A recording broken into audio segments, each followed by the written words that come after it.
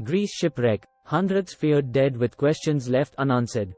Since June 15, rescuers scoured the seas off Greece following a shipwreck that killed hundreds of migrants. As hopes of survivors dwindled and fears grew that hundreds more, including children, may have drowned inside the crowded vessel's hold. Reports suggested between 400 and 750 people had packed the fishing boat that capsized and sank early on Wednesday morning in deep waters about 50 miles, 80 kilometers from the southern coastal town of Pylos. Greek authorities said 104 survivors had been brought ashore. Independent refugee activist Naval Sophie said in a Facebook post that she was in contact with migrants aboard the vessel from the early hours of Tuesday until 11 p.m. The whole time they asked me what they should do and I kept telling them that Greek help would come. In this last call, the man I was talking to expressly told me, "I feel that this will be our last night alive," she wrote. Greece is one of the main routes into the European Union for refugees and migrants from the Middle East, Asia and Africa. Aerial pictures released by Greek authorities of the boat hours before it sank showed dozens of people on the boat's upper and lower decks looking up, some with arms outstretched.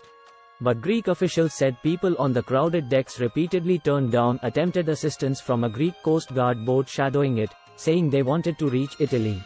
Alarm Phone, which operates a trans-European network supporting rescue operations and received alerts from people on board a ship in distress off Greece late on Tuesday, said the captain fled on a small boat.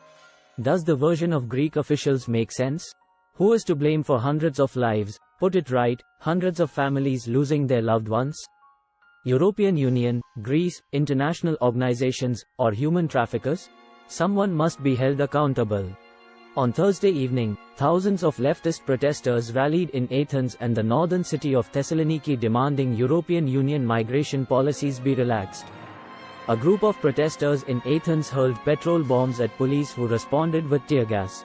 EU migration policy turns the Mediterranean, our seas, into watery graves, leftist Greek leader Alexis Tsipras, prime minister in 2015 to 2019 at the peak of Europe's migration crisis, said during a visit in Kalamata on Thursday. Time to reflect? Really? Why do we have to reflect after every tragedy that costs hundreds of lives? The protest in Greece is not enough. Protests must be carried out in front of all EU member countries who can bring better migration policies, put better and human controls and help prevent such disasters. What do you think? Who is to blame? Would you raise your voice to concerned authorities in European member countries? Would you contribute in preventing next tragedy to happen? Let us know. If you agree with the thoughts presented herein, please follow us by liking the video and subscribing to our channel.